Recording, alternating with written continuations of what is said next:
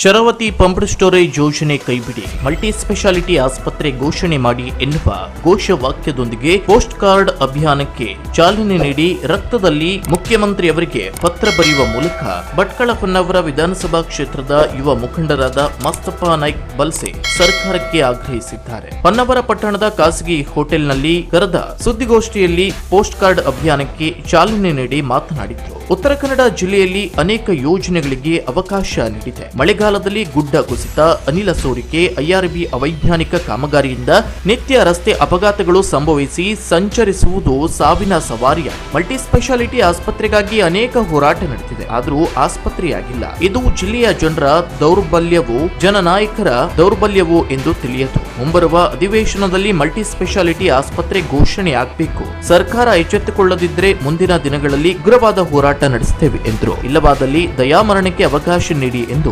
ವಿನಂತಿಸುತ್ತೇವೆ ಎಂದು. ಬಟ್ ಈ post card ಚಳವಳಿ ಮೂಲಕ ನಾವು ಮಾನ್ಯ ಮುಖ್ಯಮಂತ್ರಿಗಳಿಗೆ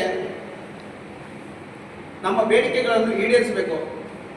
ಇದರಿಂದ ಮಾನ್ಯ ಮುಖ್ಯಮಂತ್ರಿಗಳು ಮತ್ತು ಸರ್ಕಾರ ಎಚ್ಚೆತ್ತುಕೊಂಡು ಆದಷ್ಟು ಬೇಗ ಈ ಮುಂಬರುವ ಬಜೆಟ್ನಲ್ಲಿ ಒಂದು ಸುಸಜ್ಜಿತ ಮಲ್ಟಿ ಸ್ಪೆಷಾಲಿಟಿ ಆಸ್ಪತ್ರೆ ಘೋಷಣೆ ಮಾಡಬೇಕು ಅಂತ ನಾವು ಈ ಪೋಸ್ಟ್ ಕಾರ್ಡ್ ಚಳುವಳಿಯನ್ನು ಪ್ರಾರಂಭಿಸಿದ್ದೇವೆ. ಇದಕ್ಕೆ ಪೂರಕವಾಗಿ ವಿದ್ಯಾರ್ಥಿಗಳು, ಯುವ ಸಮೂಹ ಹಾಗೂ ಹೆಚ್ಚಿನ ರೀತಿಯಲ್ಲಿ ಜಿಲ್ಲೆಯ ಸಂಪೂರ್ಣ ಪಂಚಾಯತ್ ಲೆವೆಲ್ದಲ್ಲಿ ಅಧ್ಯಕ್ಷರು ಹಾಗೂ ಉಪಾಧ್ಯಕ್ಷರು ಆಯಾ ಊರಿನ ಜನರಿಗೆ ಪೋಸ್ಟ್ ಕಾರ್ಡನ್ನು ತಲುಪಿಸಿ ಅಲ್ಲಿಂದ ಸೈನ್ ಪಡೆದು ಮತ್ತೆ ಪೋಸ್ಟ್ ಆಫೀಸ್ ಮೂಲಕ ಕಳಿಸುವಂಥ ಕೆಲಸವನ್ನು ಮಾಡಬೇಕು. ಹಾಗೂ ಸಂಘ ಸಮೂಹಗಳು, ಸಂಘ ಸಂಸ್ಥೆಗಳು ಇದರಲ್ಲಿ ಕೈಜೋಡಿಸಿ ಎಲ್ಲರೂ ಸೇರಿ ಈ ಹೋರಾಟದಲ್ಲಿ ಯಶಸ್ಸನ್ನು ಗಳಿಸೋಣ ಅಂತ ನಾನು ಇಚ್ಛೆ ಪಡ್ತಾ ಇದ್ದೇನೆ.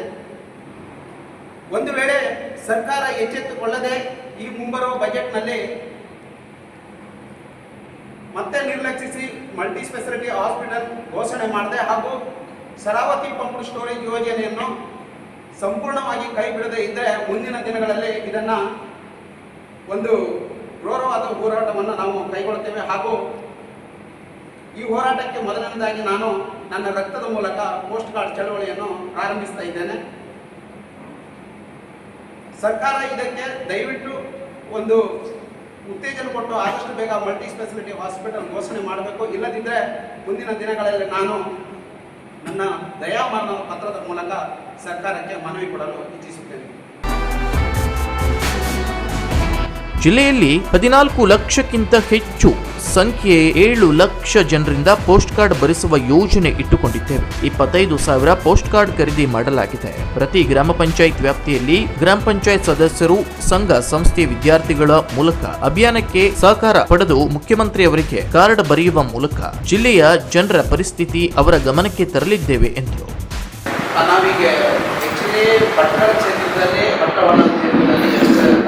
ಪಂಚಾಯತ್ ವ್ಯಾಪ್ತಿಯಲ್ಲಿ ಎಷ್ಟು ಜನ ಮೆಂಬರ್ಸ್ ಇವರಿದ್ದಾರೆ, ಅಧ್ಯಕ್ಷರು, ಉಪಾಧ್ಯಕ್ಷರು, ಅವ್ರಿಗೆ ರೀಚ್ ಆಗ್ತೀವಿ. ಅವ್ರನ್ನ ನಾವು ಮನೆ ಕಳಿಸ್ತೀವಿ. ಅದೇ ಥರದಿಂದ ಎಲ್ಲ ಎಲ್ಲ ಕಡೆ ಮನೆ ಕಳಿಸೋ ವ್ಯವಸ್ಥೆ ನಾವು ಮಾಡಿ. ಸೊ ನಾವೇ ಖರೀದಿ ಮಾಡಬೇಕಾದ್ರೆ ಮುಗಿಸ್ತೀವಿ. ಅಂದಾಜು ಎಷ್ಟು ನೀವು ಖರೀದಿ ಮಾಡಿದ್ದೀರಿ? ಈ ಕನಿಷ್ಠ ಅಂತ ಒಂದು 25,000 ಖರೀದಿ ಆಗಿದೆ. ಈಗ ಡೈಲಿ ಖರೀದಿ ಮಾಡ್ತೀವಿ. ಹೇಳಿರ್ತೇವೆ ಸಾಧಾರಣ ಪೋಸ್ಟ್ ಆಫೀಸ್ಗೆಲ್ಲ ಬೇಕು. ಶರಾವತಿ ಪಂಪ್ ಸ್ಟೋರೇಜ್ ಯೋಜನೆ ಕೈಬಿಡಿ ಎಂದು ಶಿವಮೊಗ್ಗ ಶರಾವತಿ ಉಳಿಸಿ ಹೋರಾಟ ಸಮಿತಿಯ ಅಧ್ಯಕ್ಷರಾದ ಅಖಿಲೇಶ್ ಅವರು ಮಾತನಾಡಿ, ಜಿಲ್ಲೆಯ ಜನರು ಸೌಮ್ಯ ಸ್ವಭಾವದವರು. ಇನ್ನೆಷ್ಟು ದಿನ ಇದನ್ನ ಸಹಿಸಿಕೊಳ್ಳಬೇಕು? ಯೋಜನೆ ತಡೆ ಹಿಡಿಯುವುದು ಕಣ್ಣೆರಿಸುವ ತಂತ್ರ. ಇದು ತಡೆಯುವುದು ಅಲ್ಲ, ರದ್ದತಿಯೂ ಅಲ್ಲ. ಉತ್ಪಾದನೆಯಾದ ಹೊಸ ತಂತ್ರಜ್ಞಾನ ಬಳಸಿಕೊಂಡು ಸಾಗಾಟ ಮಾಡುತ್ತೇವೆ ಎನ್ನುತ್ತಾರೆ. ಇದು ಬಹಳ ಸುಳ್ಳಿನ ಸಂಗತಿ. ನಮಗೆ 58 ಹೆಕ್ಟೇರ್ ಜಾಗ ಬೇಕು ಎಂದು ದಾಖಲೆಯಲ್ಲಿ ಇದೆಯಂತೆ. ಆದರೆ ಅವರು ಸಹ ಹೆಚ್ಚಿನ ಜಾಗ ಹೋಗುವುದಿಲ್ಲ ಎಂದು ಸುಳ್ಳು ಹೇಳಿ ಯೋಜನೆ ಜಾರಿ ಮಾಡಲು ಹೊರಟಿದ್ದಾರೆ. ಗುತ್ತಿಗೆದಾರರಿಗೆ ಲಾಭ ಮಾಡಲು ಹೊರಟಿರುವ ಇದು ಯೋಜನೆ ಎಂದು ಕಿಡಿಕಾರಿದ್ರು. ಈ ಸಂದರ್ಭದಲ್ಲಿ ಧಾರವಾಡದ ಐಟಿಐ ಸಹ ಪ್ರಾಧ್ಯಾಪಕ ಡಾಕ್ಟರ್ ಶ್ರೀಪತಿ, ವಿಜ್ಞಾನಿ ಡಾಕ್ಟರ್ NM ಗುರುಪ್ರಸಾದ್, ರಾಜೇಶ್ ನಾಯ್ಕ್, ವಿಶ್ವ ನಾಯ್ಕ್, ನವೀನ್ ನಾಯ್ಕ್, ವೆಂಕಟೇಶ್ ನಾಯ್ಕ್ ಸೇರಿದಂತೆ ಇತರರು ಇದ್ರು. Koojalli times news, Honnavar.